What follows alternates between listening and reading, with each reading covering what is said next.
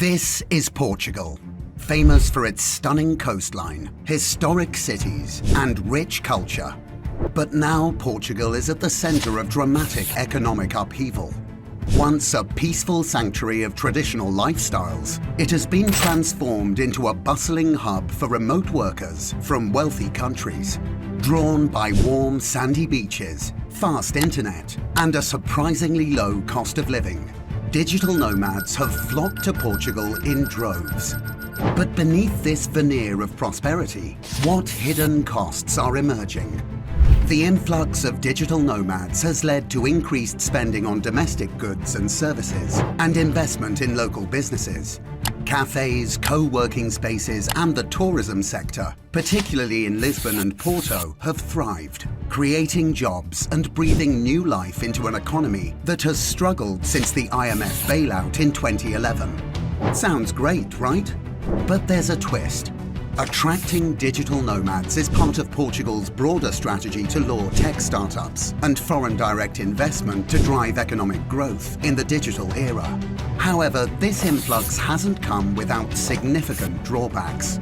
As these high-spending individuals flood in, locals face skyrocketing house prices and rents, driven by a rental market catering to those who blur the line between tourists and skilled migrants. As a result, the very fabric of Portuguese society is being strained, with many residents finding themselves priced out of their own cities, leading to civil unrest and a growing sense of inequality and discontent. But how did Portugal find itself at the heart of this digital revolution? Let's rewind a bit.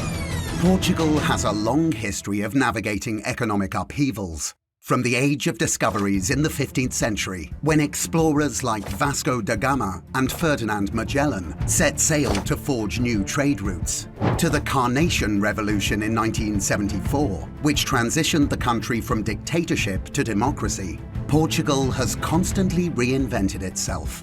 The rise of digital nomads is just the latest chapter in this ongoing story of transformation. But the shift to remote work has been nothing short of revolutionary. The COVID-19 pandemic didn't just speed up this trend, it blasted it into overdrive. Lockdowns and social distancing forced businesses to abandon traditional office setups, making remote work the new norm. Now, working from home isn't just common, it's a global phenomenon, with graduates across Europe, the Americas, and Asia logging in to work from home or wherever. This shift paved the way for digital nomads. You see, remote working doesn't necessarily mean staying at home. Enter the digital nomads, professionals who use technology to work from anywhere in the world. With an estimated 17.3 million digital nomads in the USA alone, they represent a significant global population. Their lifestyle, often glamorized on social media, merges work with travel, leveraging geo-arbitrage to maximize their earnings and quality of life. Geo-arbitrage? Let's break it down. Geo-arbitrage means earning in a strong currency, like the US dollar, and spending in a country with a lower cost of living. For instance, Portugal. Just consider the Big Mac index for a moment, which shows that a Big Mac costs $5.69 in the USA, but only about €3.50 in Portugal. By earning in dollars and spending in euros, a digital nomad can significantly boost their purchasing power. This economic strategy makes Portugal an ideal destination. Recognizing the economic potential of digital nomads, many countries have introduced visas to attract them, and Portugal has been at the forefront of this. Portugal's digital nomad visa, launched in 2022, makes it easy for remote workers to live and work there. With its coastal location, relatively low cost of living, and proximity to other European countries, Portugal is an enticing option for digital nomads. But there is, of course, a catch. You see, the estimated 16,000 digital nomads in Lisbon alone have boosted local businesses. Their higher incomes lead to increased spending on necessities, hospitality, leisure, and accommodation, driving demand-led growth. This, in turn, encourages business investment in sectors like tourism, co-working spaces, digital infrastructure, and short-term rentals. And this economic growth is great, but there's a dark side to this as well. You see, the influx of digital nomads has also triggered a severe housing crisis. Local wages can't compete with the incomes of digital nomads, creating a fragmented dual economy. In Lisbon, the median house price soared by a staggering 50% from 2019 to 2023, making home ownership increasingly unattainable for locals.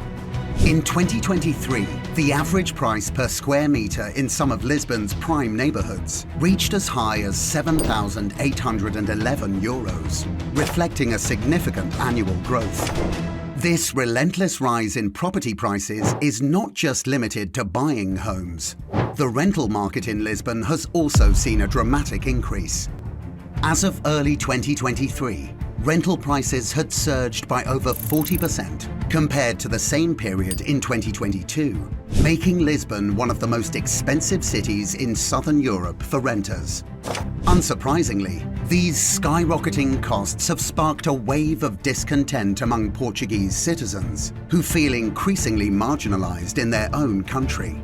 Protests have erupted in Lisbon and other cities, with locals demanding more affordable housing and criticizing the government's policies that favor foreign investments and high-income immigrants. So, how is the government responding to this crisis? Well, the government has been forced to respond by implementing policies to curb high-income immigration. The Golden Visa program, which allowed capital transfers and real estate investments as paths to residency, has been scaled back. The non-habitual residency tax scheme is also ending, though the digital nomad visa remains for now. And the result? Despite these changes, digital nomads continue to play a crucial role. Digital nomads aren't just a passing trend. They are a key part of Portugal's ambitious digital transformation strategy. Since COVID-19, digital employment has skyrocketed, and Portugal is making major investments in digital infrastructure.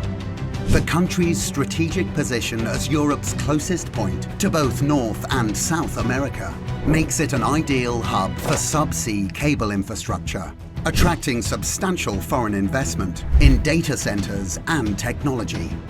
One standout example of this is the $4.2 billion investment in a data center campus in Sines by US and British firms, which is the largest foreign direct investment in Portugal in recent decades. This project is set to create 1,200 highly qualified jobs, positioning Portugal as a key player in the global digital economy. But this transformation isn't without its hurdles.